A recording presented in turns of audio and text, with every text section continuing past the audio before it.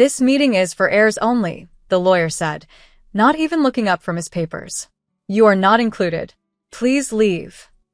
The room fell silent, except for the ticking of the wall clock, like it was counting down the last seconds of the version of me they all preferred, the silent one. "My name is Jenna, and from wherever you're watching this, stay with me. Have you ever been erased from your own bloodline like you were just a shadow, present, but never belonging?" I stood there, heels planted, spine straight, face calm.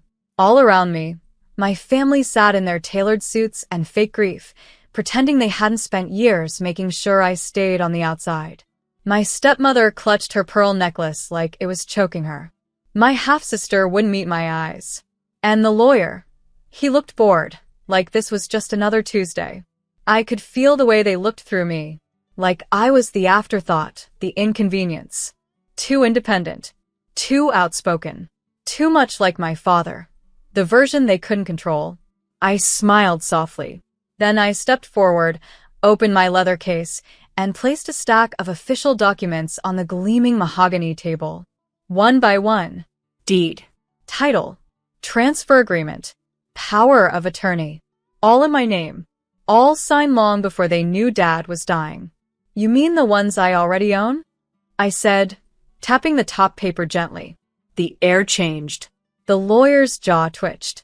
He picked up the top deed, eyes scanning the signature. My father's handwriting, in blue ink, dated, witnessed, legally airtight. My stepmother gasped. "What is this? This has to be fake." "No," I said, meeting her eyes. "It's truth. You just never asked the right questions. Or maybe you did and didn't like the answers." I turned to the lawyer. "I'm not here to be included. I'm here to close the loop." He cleared his throat. "As the legal owner of the properties, Ms. Jenna Green has." My sister shot up. "Dad would never. He promised me the lake house." "You're lying." But the lawyer kept reading. "Full rights to all properties listed under Green Holdings prior to his passing. The revised will confirms this." The chair beneath her wobbled as she dropped back into it. In that moment, the truth landed harder than any slap I could have delivered. They had come for their inheritance, but I had already claimed my identity. And the fortune they thought they were owed? It vanished right in front of them. The day after the inheritance meeting, my phone didn't stop buzzing. Calls from unknown numbers. Blocked ones. Even a few texts dripping in faux concern. "We were just shocked, Jenna. Can we talk? You should have told us about those documents earlier. Dad wouldn't have wanted this drama." Drama? No. What they didn't want was discovery, that behind their performative grief, I had been quietly stitching together the truth they tried to bury. You see, my father didn't always get things right. But near the end, he did. He saw the way they treated me. The snide remarks at family dinners. The way I was conveniently forgotten from vacation invites. The birthday card signed without love or skipped altogether. They never said it out loud, but they didn't have to. I wasn't hers. And in my stepmother's world, that meant I wasn't really family. But what they didn't know was that Dad kept two wills. The first one, the one the lawyer originally referenced, was drafted 5 years ago, back when he still believed things could be fair. But the second one, that was done 3 months before his death, in secret, in a hospital room, with his hand trembling and eyes wet. I was the only one he trusted to hold the pen when the lawyer arrived, because I was the one who showed up. Every week, every doctor's meeting, every long night where he couldn't breathe and whispered, "I should have protected you better." I didn't ask for anything, but he gave it to me anyway, because he knew what they were planning. They were waiting, not grieving, waiting to collect, waiting to wipe my name off the table with the same dismissive wave they'd always used. So he gave me the lake house, the one they used as their Instagram backdrop but never maintained. He gave me the investment properties, the ones I'd helped manage in college while they were off spending his money. He gave me the business office where I used to sit as a teenager and label file folders just to feel close to him. He didn't give me the family I wanted. He gave me the justice I needed. And now they were trying to rewrite the story. But it was too late. Because this time, I wasn't standing outside the door knocking. I held the keys.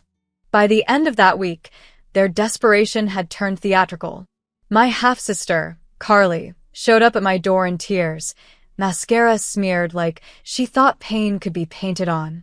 Jenna, please, you know how much I loved that lake house. Dad said it would be mine one day. You don't even use it. I stared at her, the same sister who once laughed when my birthday cake had no name on it, who posted photos from family brunches that I was never invited to, who told her friends, she's just Dad's charity project. Now she was calling it ours? I didn't raise my voice, didn't curse her out. I just stepped aside, let her see the wall behind me. On it was a photo, the last one Dad and I took together.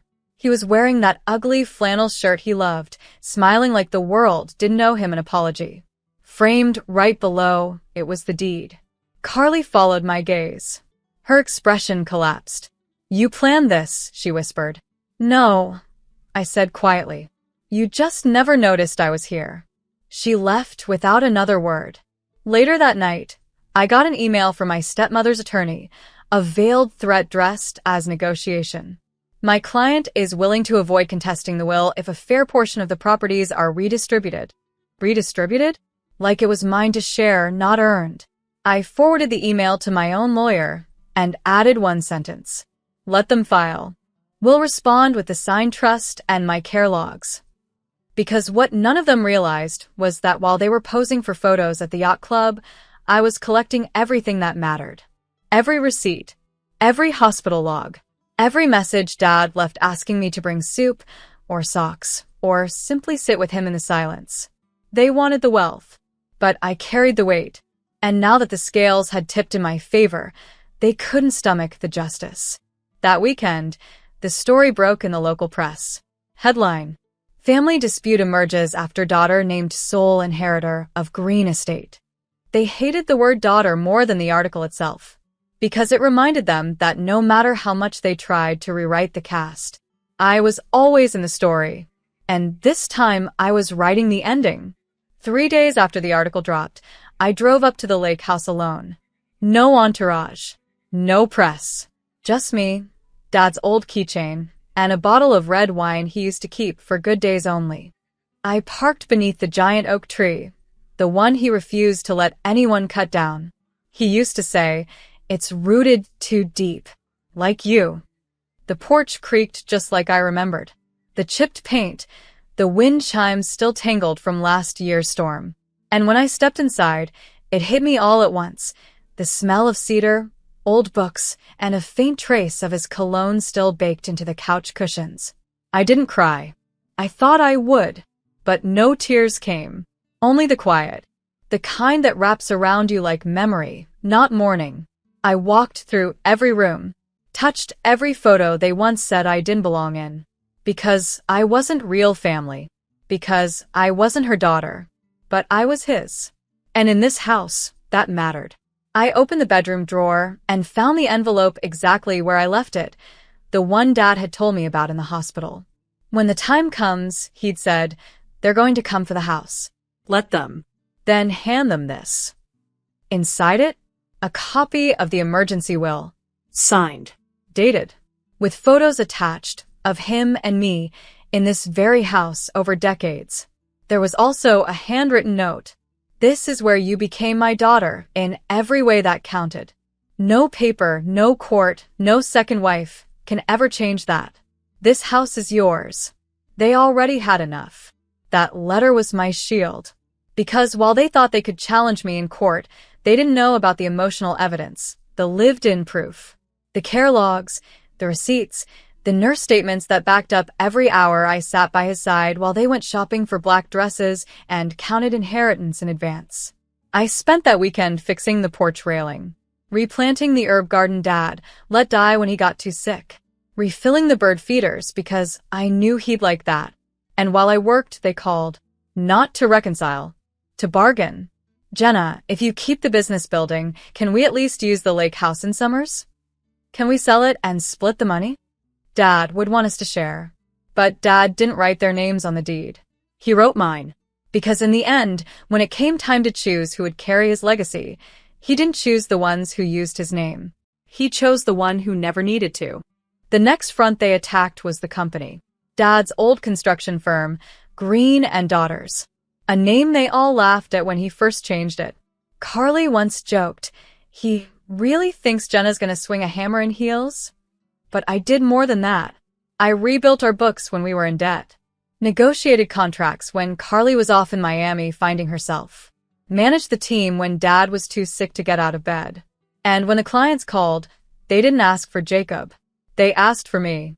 Still, after Dad's passing, Carly showed up with a cheap smile and a pile of copied documents, waving them at the staff like a false queen flashing play money. "I'm taking over. It's what Dad wanted." Jenna's too emotional to lead anything. She didn't know I'd already met with the board. She didn't know Dad had transferred his shares into a blind trust, my trust, 6 months before he passed. And she definitely didn't know I had signed the payroll that paid her rent for the last 2 years. When she walked into the office that day, expecting a throne, she found me at his desk. I didn't look up right away. Let her sweat. "Why are you here, Carly?" Her laugh was tight. "It's a family business, isn't it?" "Right," I said. "And I'm the last one standing with the family's name on every legal line." She scoffed. "That's not fair. I deserve something. We deserve something." I finally looked at her. "No," I said. "You expected something, but you didn't show up for it. Not when it mattered." I pulled out the copy of the trust agreement and slid it across the table. Dad's signature stared up at her like a final judgment. "This is real," she whispered. "Very."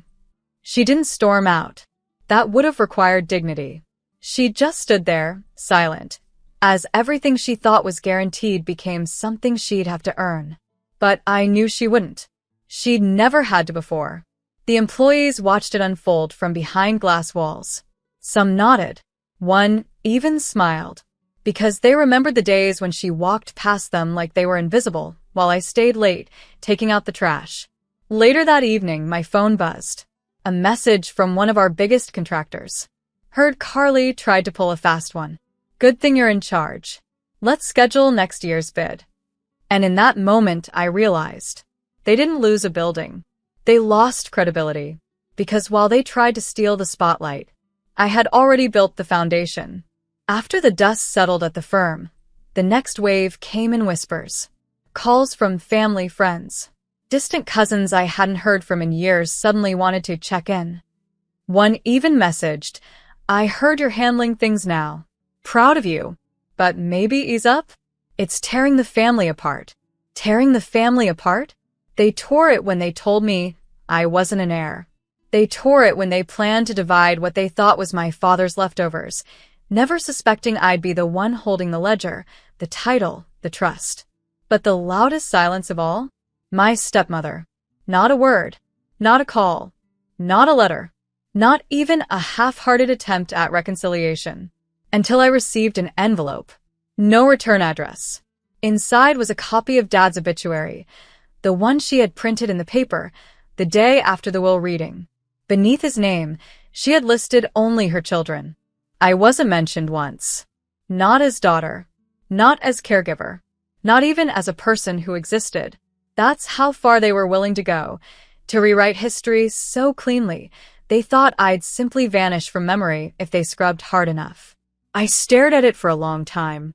Then I folded it, set it on fire over the kitchen sink, and watched the ash drift upward like all the stories they tried to steal from me. Because I had something stronger than their words. Proof. Photos. Letters. Bank transfers. Hospital footage. And more than anything, a legal record that bore my name in ink. You can pretend someone didn't matter, but the law doesn't pretend. And neither does the legacy they thought they could white out. That weekend, I stood in front of a group of staff at the firm. Most of them had worked under my father. All of them had watched me grow up in the break room, on job sites, at the copier. I told them this. Some people inherit fortune. Some inherit fight. I got both. And we're going to rebuild this place, not in my father's shadow, but in his honor. And in truth. They clapped. Some even cried. Because what we were reclaiming wasn't just a business. It was dignity. And that's something they never imagined I'd find. Because they thought I'd stay quiet. But I wasn't built for silence. I was built for storms. The final blow didn't come from me. It came from the state. You see, while they were busy trying to claw back properties and paint me as the bitter, ungrateful daughter, they forgot one very important detail. Dad's estate hadn't just included real estate and a business. It included taxes. And they'd spent years signing off on expenses they shouldn't have. Luxury cars disguised as fleet vehicles. Personal spa weekends filed under client relations. Even Carly's trip to Milan, written off as a materials sourcing conference. Only one person had flagged those expenses. Me. And when they pushed me out, they didn't just lose the paperwork. They lost the cover.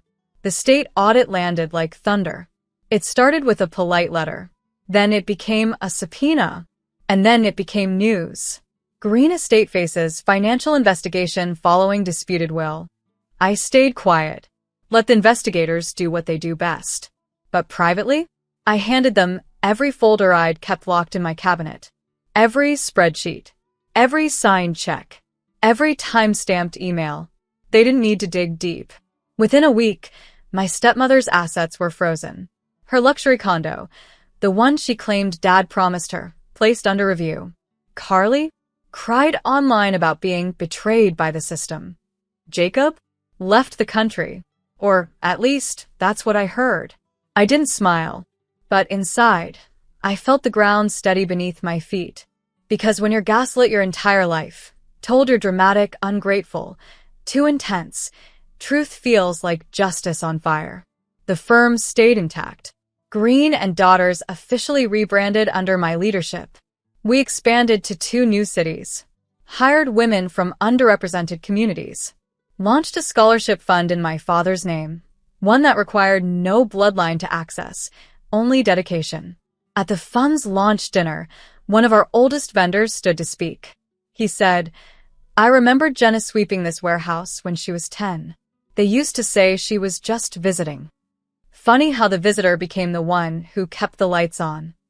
The room erupted in applause. But me? I just nodded. Because I knew from the marrow in my bones to the title on the land that I didn't need a seat at their table anymore. I owned the house the table was in. 6 months later, I stood at the ribbon-cutting ceremony for our new regional office, a sleek, glass-wrapped building with my father's name etched in steel near the entrance. Green Standard Foundation, built with honor, led by truth. I didn't invite Carly, or my stepmother, or any of the people who once told me to sit down, be quiet, stay out of men's affairs. This wasn't for them. It was for the interns who'd never been allowed at the table. For the daughters who were told, let your brother handle it. For the ones who gave everything and were rewarded with silence. A reporter approached me just before I cut the ribbon. "Jenna, after everything your family put you through, don't you feel vindicated now?" I looked at her and then up at the building behind me. "No," I said. "I feel free. Vindication is when they admit they were wrong. Freedom is when you no longer need them to." That night, as the event wrapped up, I slipped away and drove to the lake house. The porch light still flickered the way it always did. Inside, Dad's old books still sat on the shelf, untouched. I lit the fireplace, poured myself a glass of that same red wine, and read his final letter one more time. If they ever try to push you out, remember this. I didn't raise a placeholder. I raised a pillar. And pillars don't beg to be included. They hold everything up. I sat in his old armchair, the one they all fought to throw out when redecorating, and looked around the home they once called an old burden. It was mine now. All of it. And, more importantly, so was the peace. The firm was thriving. The lawsuits were over. The silence from them? Still strong, but now it didn't sting. Because their inheritance didn't disappear. It transformed. Into a business with a woman's name on the deed. Into scholarships with my father's handwriting in the logo. Into a legacy they'll have to explain to their children when they ask why their last name doesn't open doors anymore. That's the thing about erasing someone. Sometimes, all it does is give them space to rewrite the entire story. And this one, I wrote in permanent ink.